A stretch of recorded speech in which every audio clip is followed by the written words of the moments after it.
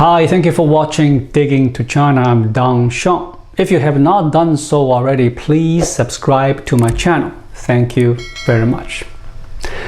China's National Bureau of Statistics reported that only 10,062,000 babies were born last year, down from more than 12 million in 2020, and the lowest number in recorded history. After causing its own population decline, the communist regime now allows couples to have 3 children. In addition to allowing more children now, China has also been closing abortion clinics and expanding fertility services to help couples conceive.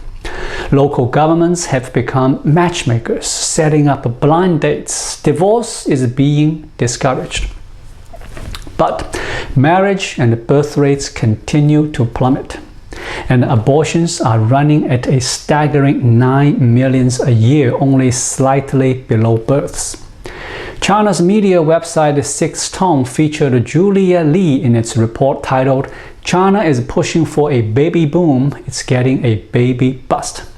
Julia has spent much of the past few years wrestling with a dilemma. She was married in her late 30s and is still undecided about whether to start a family. Li had been putting off having children for years, but now she was running out of time and excuses. Her family and friends were urging her to have a baby on a daily basis. Even the government was seemingly trying to convince her, offering a slew of new incentives, including extended maternity leave. Last August, however, Li and her husband made a choice to remain dink, double income, no kids, which is becoming increasingly common in China. The reason Miss Li chose to be dink is that she felt that the costs of having a child outweighed any benefits, especially as recovering from childbirth at her age would be a huge challenge. "I would face a high risk of accelerated aging, getting out of shape, and losing energy," Li tells Sixth Tone. "It would significantly affect my career development and competitiveness." China is struggling to overcome young people's growing reluctance to start families. Over the past year, the government has launched an unprecedented drive to push couples to have more kids, raising the birth limit and introducing a range of policies to support new parents. So far, the measures appear to be having almost no effect. China already has one of the fastest aging societies in the world, and the population may begin shrinking as early as this year. Unless something changes, experts predict that the nation will get sucked into a fertility trap of stagnant growth and skyrocketing social care costs that could last decades. Beijing has added assisted reproductive technologies to its public medical insurance scheme, which will give couples an 11,000 yuan, that is $1,600 discount on in-vitro fertilization. Panzhihua, a city in southwest China's Sichuan province, is paying families who have a second or third child 500 yuan per month for each infant until they reach the age of 3. Hangzhou, the capital of East China's Zhejiang province, has even given families with 3 children a rare exemption from its strict housing rules, allowing them to buy a second property. But the policies haven't worked as expected.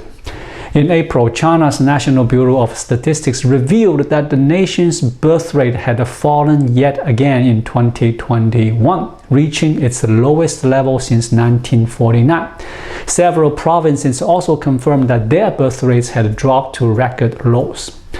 Public enthusiasm for the new policies is tepid at best. On the day the government announced the 3-child policy, state-run news agency Xinhua ran a poll on the social platform Weibo, asking users if they were ready to have a 3rd child. Over 90% of respondents said they wouldn't consider it at all. Xinhua deleted the poll later that day.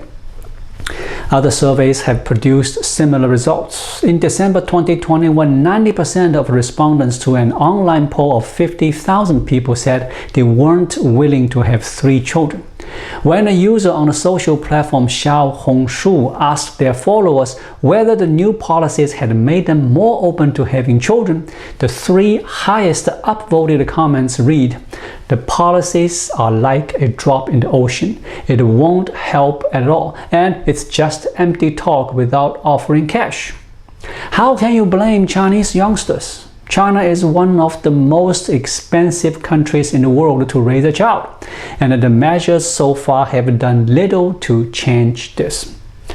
In February, a survey found that the average cost of raising a first child in China was nearly 500,000 yuan, which is even higher than wealthy nations such as the United States, Germany, and Japan.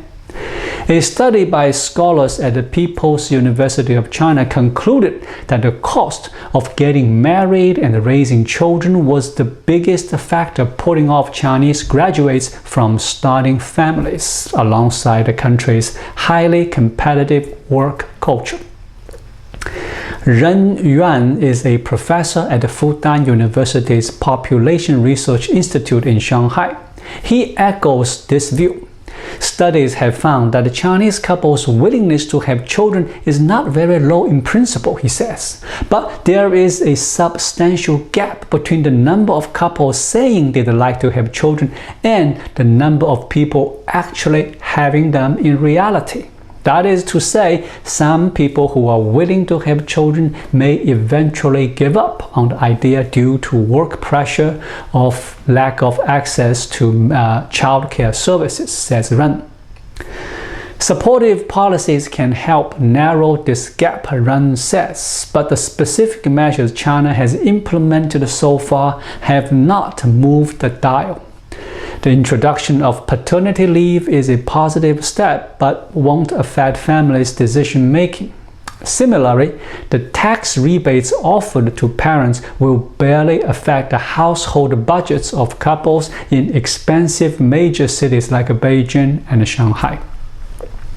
According to Ren, the most effective measure China could take to boost the birth rate would be to further improve access to nurseries and childcare services for infants and children under 3 years old. A nationwide Omicron outbreak has led to prolonged lockdowns in cities across China in recent months. The so-called zero-COVID policy has triggered an economic slowdown, rising unemployment, and a growing sense of uncertainty about the future. All of this is likely to adversely affect fertility intentions and decisions. Julia Lee says the pandemic, especially the Shanghai lockdown earlier this year, was another major reason why she decided against having kids. Since we don't have children, our lives weren't significantly affected, but some families with children that we know suffered materially and emotionally, she says. In some cases, policies designed to support parents have had unintended side effects. For example, the decision by most Chinese provinces to extend parental leave. Many women have complained that the policy is exacerbating gender discrimination in the workplace, as employers are unwilling to bear the extra cost. Liu Qing worked as a sales manager in Shanghai. Only 2 months after returning from her maternity leave, she had to resign. Why? During her absence, a colleague had filled her role at the company, and her manager would no longer assign Liu any meaningful and challenging projects, she says. Without the bonuses she used to make, her income was reduced by half. According to Liu, several other new mothers that she knows are also under pressure to quit their jobs. It's not just the employers. Other colleagues have complained that we often take leave to take care of our babies, or that we aren't as devoted as they are to work after we become mothers, she says. The extension of maternity leave also makes it harder for women to get hired. Liu says she has been asked about her marital status during job interviews, a question that nearly 60% of female applicants in China face. Several recruiters in Shanghai have told Six Tongues that the new policy has made them reconsider hiring women with children, particularly young children. Chinese Communist officials continue to insist that China's population will stabilize at its present 1.4 billion. But everyone knows, with the Chinese woman averaging only 1.3 children below even Japan's 1.34 children, China is surely already in absolute population decline, filling more coffins than cradles each year. It is sad. Thank you for watching. Please leave a comment and subscribe to my channel. Just click the subscribe button right here. I'll see you again shortly.